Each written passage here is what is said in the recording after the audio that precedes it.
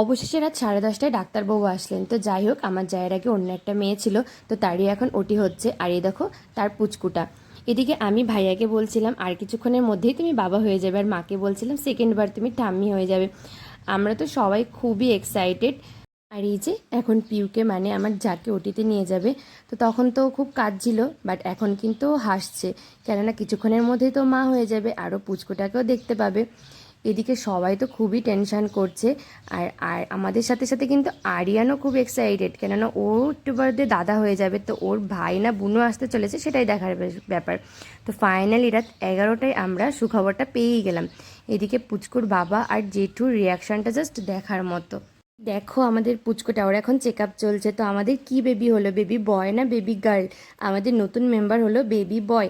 তো তোমরা কিন্তু সবাই ওকে অনেক আশীর্বাদ করো, অনেক ভালোবাসা দিও, যেন খুব ভালো থাকে, সুস্থ থাকে। টাটা, দেখা।